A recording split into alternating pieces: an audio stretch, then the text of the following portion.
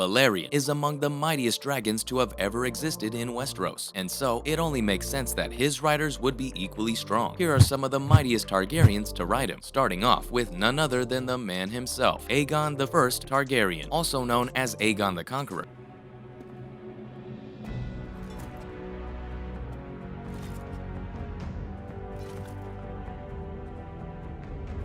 He was Balerion's first rider, prior to his marriage to his sisters Visenya and Rhaenys. Aegon claimed Balerion as his mount. His interest in Westeros allegedly started after he and Balerion helped Tarosian Pentos sabotage the Volantene fleet that was about to attack Lys during the War of the Disputed Lands. Although his lore-based motivations were ambition and power, House of the Dragon transforms this story by having him become a dragon dreamer. Aegon's conquest becomes the beginning of the Song of Ice and Fire prophecy, changing from a power grab to a heroic quest. The location of the Red Keep, Aegon Fort, where Visenya gave him his crown and Rhaenys proclaimed him King of the Seven Kingdoms, is where he started his conquest, near the mouth of Blackwater Bay. From there, Aegon and his sister wives conquered one province after another, riding dragons to demand submission from the Westerosi lords and kings. While the majority of them quickly bowed to the fire-breathing dragons, there were those who were too arrogant to give up and preferred to burn instead of submit. Harrenhal, Lord of Harrenhal, suffered the same fate, dying from burns caused by Balerion's black flames within his own fortress. Aegon quickly surveyed the nation after Harrenhal fell and gathered evidence required to back his claim. The only kingdom to survive the conquest was Dorne, although before they were left alone, they suffered severe casualties. Aegon and his sister wives concentrated on remaking Westeros in their own image after their great victory. The next Targaryen to ride Balerion was also pretty ruthless, and his name says it all, Maegor the Cruel. He was Aegon's son with Visenya and gained Balerion as his mount after his father's passing. He had a long-standing obsession with Balerion, and despite the fact that there were other dragons on Dragonstone, he was sure that none of them were fit for him. Since he was a child, Maegor showed a massive amount of rage. He grew up to become a terrible military general who had victories over pirates in the Stepstones, 3 Kingsguard knights in a tournament, the Giant of the Trident, and even Jonos Aeron's uprising in the Eyrie. Maegor was no longer in line for the Iron Throne with the birth of his nephew Aegon the Uncrowned, but this didn't stop him from claiming it once his brother passed away. The biggest threat to Maegor's reign was the Faith Militant, because his reign was technically illegal. They rejected him because of his several marriages. In his numerous battles against the Faith, Maegor and Balerion destroyed everything in their path, including the Sept of Remembrance, earning him the nickname Maegor the Cruel. The oppressive monarch led a holy lifestyle, driven by his household mantra of fire and blood. In the battle beneath the God's Eye in 43 AC, Maegor and Balerion defeated Aegon the Uncrowned and his dragon, Quicksilver, eliminating the favored ruler of the Faith. Nobody knows how he passed away. All that's known is that his wife Eleanor discovered him. After Maegor died, Balerion went back to Dragonstone to wait for a new rider. Some fearless female Targaryens also have had the chance to mount the humongous dragon. Let's talk about Princess Arya Targaryen. She was the niece of King Jaehaerys and the daughter of Aegon the Uncrowned and Princess Rhaena. The outgoing Rhaela Targaryen, the vibrant twin sister of the shy Arya, was said to have exchanged places with Arya when she went to Oldtown for Jaehaerys' coronation. Since then, Arya had developed into her sister Rhaela. She became a more assertive version of herself when she returned to King's Landing. Arya claimed Balerion as her dragon one morning in 54 AC after relocating to Dragonstone with Rhaena, and she vanished for more than a year in an attempt to locate her daughter. Rhaena even rode her dragon Dreamfire under Jaehaerys' orders, but their efforts were in vain. Arya was never located, and her death was eventually assumed. She didn't return until 56 AC, while clinging to the damaged and disfigured Balerion's back. It's reported that Balerion took Arya to Old Valyria after the Doom, where she developed a dreadful illness and an unidentified beast in her flesh that had never previously been seen in Westeros. Only Sept and Barth saw Arya as she suffered in agony and was incinerated afterward. Balerion, meanwhile, became the first dragon to live in Maegor's completed dragon pit. Targaryens were rarely peaceful, but there's one that managed to achieve such a feat while also being Balerion's rider, Viserys the Peaceful. Dust.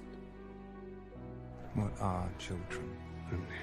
But a weakness. I wish you to see me. After Arya, Balerion remained unmounted for a lengthy period of time because dragon keepers discouraged young Targaryens from claiming the ancient animal. But Viserys Targaryen finally seized Balerion in 93 AD. Balerion was over 200 years old at this stage, making it challenging to wake him. For their initial trip, Viserys and Balerion made 3 circles over King's Landing. Balerion passed away in 94 AC, just over a year after Viserys Targaryen of the House of the Dragon claimed him. It both gladdens my heart and fills me with sorrow. After Balerion, Viserys never claimed another dragon. He ascended to the throne of the Seven Kingdoms during the Great Council in 101 AC. The ruler of the House of the Dragon, known as Viserys the Peaceful, ruled during a wealthy and largely conflict-free period. But because of his lack of willpower, he unintentionally laid the groundwork for the Dance of the Dragons, the biggest massacre in House Targaryen history. The novels have never shown a non-Targaryen ride a dragon. As a fan, it's hard not to be curious about this. Why are Targaryens the only dragon riders? It's not a, it's not a simple process. It's a dangerous process.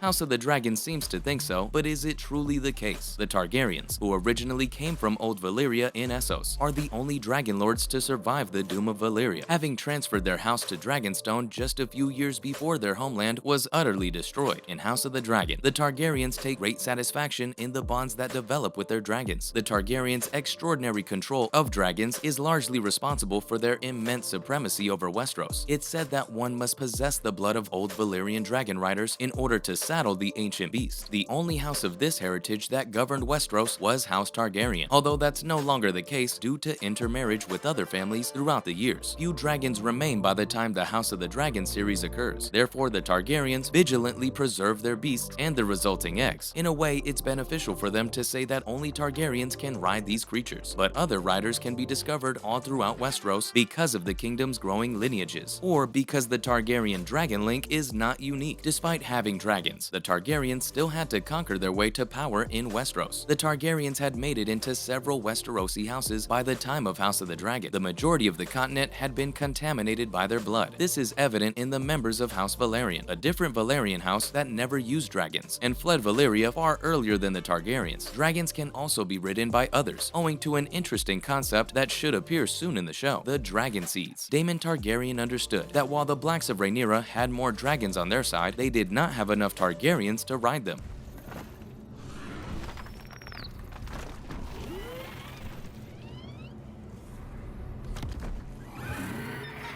His willingness to disregard the doctrine of blood supremacy he once proclaimed and provide a dragon to anybody who can saddle one and support the Blacks against the Greens is an indication of his desperation.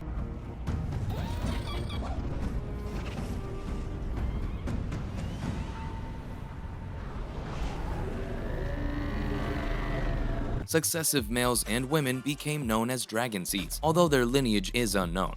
Bastards are thought to be descended from House Targaryen or House Balerion. Fans should be able to see a few of these characters in the second season of the series. The Dance of Dragons, being a history of the War of Targaryen succession. And that was all the Dragon Riders Balerion had and what happened to them. Thanks for watching, and we'll see you next time.